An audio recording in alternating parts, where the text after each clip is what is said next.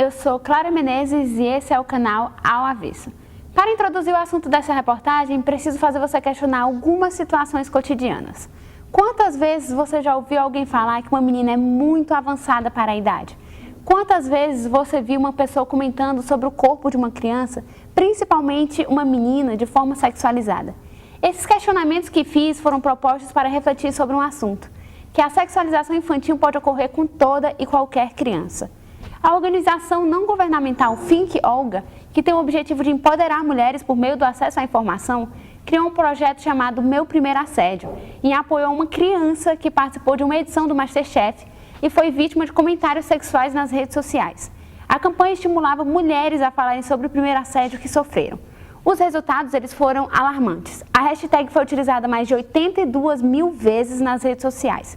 Dos 3.111 relatos que foram analisados desse grande universo de comentários, a ONG constatou que a idade média que uma mulher sofre seu primeiro assédio é de 9,7 anos. E 67% dessa violência foi cometida por conhecidos da vítima. Saindo um pouco dos números, é possível exemplificar com um dos casos que ficou mais conhecido durante esses anos. A vítima, exposta constantemente nas redes sociais e na indústria musical, se chama Melody, uma menina de 12 anos que foi sexualizada por seu pai, pela mídia e por comentários desde 2015, quando tinha apenas 8 anos. A criança até o início desse ano era conhecida por seus shows de funk e fotos de Instagram extremamente sexualizados. É importante falar que nenhum conteúdo intencionalmente sexualizado será mostrado nesse vídeo para proteger a vítima.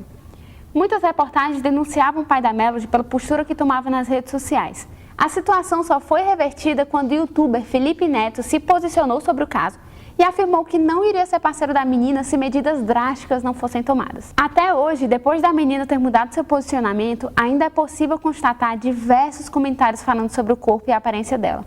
Para saber o motivo de situações como essas acontecerem principalmente na mídia, conversei com a professora da disciplina de Sexualidade e Violência na Mídia, da Unifor, e doutora em Educação, Alessandra Alcântara. Casos como a sexualização da Melody estão sendo muito vistas ultimamente nas redes sociais e na mídia.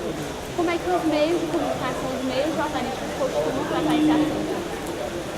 Bom, então, os meios de comunicação têm diversas formas de abordar o assunto da erotização, mas vamos dividir em dois grandes grupos, né? A mídia que utiliza a erotização como produto de venda e a mídia que não utiliza de forma alguma, né? A erotização infantil, que a gente mais conhecido como a mídia amiga da infância, amiga da criança, porque não explora a criança de forma a torná-la um objeto de consumo, né? Independente desse argumento ser sobre a erotização infantil ou não. O outro tipo de mídia, aquele que explora a criança como objeto de consumo, ainda tem assim duas vertentes, né? Aquela que explora condenando essa erotização infantil, mostrando para a sociedade como isso é apresentado, como isso é explorado, e a mídia que explora claramente como objeto de venda, como objeto de desejo, né, do outro. Expõe a criança como objeto de desejo do outro. A mídia que condena esse tipo de comportamento, ela vende tanto quanto a outra, né? Aquela que explora. Mesmo que o discurso seja crítico, tá? Porque ela, na verdade ela aumenta até os índices de audiência, né, nesse tipo de discurso. Todo mundo concorda que é um absurdo, né, explorar a criança dessa forma, mas todo mundo compra, todo mundo consome quando se fala disso. Todo mundo busca saber, e agora, como é que estão explorando a criança? Que tipo de erotização a gente está vinculando à criança, né? Que tipo de comportamento? E aí a gente tem um caso como a Melody. Quanto a Melody já não vendeu por estar exposta nas mídias sociais, no jornal, né, nos blogs, enfim, a carreira dela foi assim, rápida, acelerada, não só porque ela participa dos shows dos pais, do pai no caso, né, mas porque ela própria é um objeto de consumo. Então quando a mídia, o jornal vem e diz assim, não explore essa criança sexualmente, todo mundo quer ver como é que ela está sendo explorada, todo mundo consome essa notícia. Né? Então acaba sendo uma outra forma de explorar a erotização infantil. Né? Eu me faço de bonzinho, o bom moço, tenho aquele discurso politicamente correto, mas estou usando o mesmo objeto, da mesma forma que a mídia, de uma forma geral, trata quando quer vender apenas como objeto de prazer, como objeto de consumo. Então há uma certa ambiguidade na forma de tratar. Como foi abordado pela professora, os meios de comunicação dão visibilidade a essa sexualização porque vende. Todos nós, enquanto participantes de uma sociedade que valoriza e vende o corpo, consumimos esses assuntos. Mas quais são as consequências dessa sexualização na criança? Para aprofundar o tema, convidei a psicóloga Francimeire França da Silva, graduada em Psicologia na Universidade Estácio do Ceará e que é facilitadora do GEP, um grupo de estudos em psicoterapia infantil. Francimeire, para começar a nossa entrevista, eu queria perguntar quais são as formas mais comuns de sexualização da criança? Geralmente são as crianças, né, quando são utilizadas de forma para ser o capitalismo mesmo em si, né, no qual o pai ou o responsável utiliza dessa criança para que ela venha fazer posições de dança bem sexualizada, para chamar a atenção do público, né, e para que isso seja uma forma de ele aumentar essa publicidade. E ele começa a ganhar em cima dessa criança, né, nesse sentido. E quais são as consequências mais comuns dessa sexualização numa criança? Pronto, ela perde uma das fases, né, que é a infância, que é a ingenuidade, e que é importante nessa fase que ela não seja pular dessas etapas, né? Porque futuramente essa criança ela vai ter um probleminha, né? Ela vai sentir falta dessa ingenuidade, desse momento do brincar, né? Que é tão importante na vida dessa criança. Você falou que isso acontece mais por causa do consumo, de vender, entre aspas, assim, a criança. Quem é que consome esse tipo de conteúdo? Aí é onde entra a questão, né? Porque incentiva de uma certa forma também a pedofilia, né? Existe esse risco, né? Essas pessoas que ficam excitadas, desculpa a expressão, mas não encontrei outro termo, por ver aquela criança ali no chão, fazendo aquele apoio de frente, né? Como se fosse uma dança, mas de forma sexualizada, né? Porque o funk proporciona, né, a sexualização. E elas pegam as funkeiras, né, que já são adultas, como referência. Então faz toda aquela movimentação de forma adulterizada, né?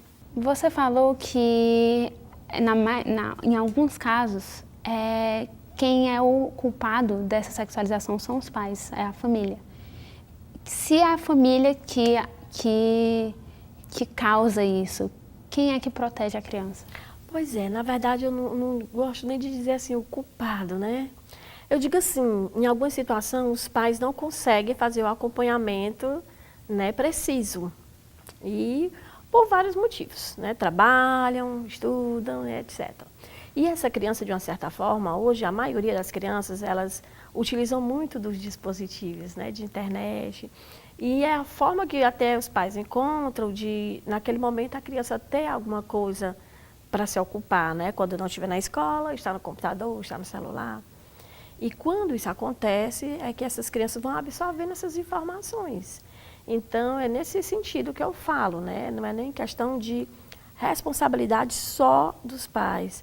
É a sociedade como um todo, é a mídia, é um misto de família, escola, entende? Mas essa mistura. E essa situação da sexualização da Melody, ela só parou por causa do Felipe Neto, porque eles tinham uma parceria e ele disse que só ia fazer uma parceria com ela se a criança parasse com o que estava acontecendo, se a família parasse com o que estava acontecendo. Você acha que essa posição de um youtuber, de uma pessoa que é influente na mídia, pode conscientizar mais a população sobre esses casos? Sim, é positivo que ele conscientize, né, não só a população, como o próprio pai, a posição do pai, diante da fala dele, né, disse até que a criança ia mudar o estilo da vestimenta, o comportamento dela ia ser diferente, ele não ia mudar a música, mas ele ia mudar a forma como ela ia se apresentar. Mas eu vendo uma reportagem dela, até a forma dela se apresentar, ainda que ela esteja bem vestida, é uma forma adultizada, né? Você não olha assim uma criança, vê ela com óculos assim colorido, né? Uma forma adultizada, né? E que já vem, né? De antigamente as crianças elas eram de forma silenciada, né? Elas não eram reconhecidas como a infância, a criança, era o adulto pequeno mesmo, né? Aquela criança, o adulto em miniatura, né? Como diz os teóricos. E na medida que os anos foram se passando, foi que ela veio com esse reconhecimento de infância, né? A partir dos estudos, veio as fases, né? Mas hoje em dia, quando você para analisar, é como se essas crianças adultas estivessem voltando, né? A forma de se vestir, a forma de se apresentar. E qual a importância da criança viver a infância, de ter a infância dela? É importante ela vivenciar todas as etapas, né, da vida dela de forma saudável, para que ela não precise futuramente ter que tomar uma medicação, porque aí vai desencadear uma ansiedade, né? Aí entra tudo, entra da educação como um todo, entre os limites, os nãos é forma de dar também amor, né, de demonstração de amor. Tem que ter as regras, a criança ela é necessário que tenha uma rotina. Então, todo esse desenvolvimento, né, vem a partir dessa situação. E quando isso acontece, a criança ela consegue se situar, vamos dizer assim, né, ela consegue ter a forma dela mesmo de impor, de ter a própria opinião, ela vai aprendendo com essas etapas, da forma como ela é criada. E essa situação, ela já tem uma posição melhor agora, só que os comentários ainda são absurdos. Como é que a gente pode tentar parar esses comentários, tentar proteger ela desses comentários na internet? Infelizmente, né, ainda existem vídeos no YouTube, né? Eu mesmo presenciei um vídeo ontem eu dei uma olhada no vídeo dela. Seria importante que esses vídeos fossem retirados, né, para ir diminuindo, para que pessoas que não tiveram a oportunidade de ver, não ver, seria um caminho, né? Assim também como vai ser questão de tempo mesmo, e a longo prazo. Porque quem viu e quem acompanhou, não tem como apagar assim de repente, né? Mas ela se posicionando e se apresentando de forma que ela vai moldando essa situação, né? E vai ajustando essa situação novamente. Como foi falado pela psicóloga Francimeire, a sexualização infantil afeta todos os aspectos da vida de uma criança. Ela se torna adulta ao pular uma fase essencial no crescimento. Quanto mais falamos sobre o assunto, mais criamos uma conscientização. É necessário, porém, abordar essas causas sem sensacionalismo e protegendo as crianças que são vítimas da sexualização. Acabo o assunto pedindo para você que está me assistindo refletir sobre quão normal são os casos como o da Melody. O que podemos fazer para ir na contramão? Como podemos proteger as crianças? Esses questionamentos são respondidos na entrevista completa que fiz com a professora de Violência e Sexualidade na Mídia, Alessandra Alcântara. É só clicar aqui embaixo. Esse foi mais um programa do canal Ao Avesso e até o próximo vídeo.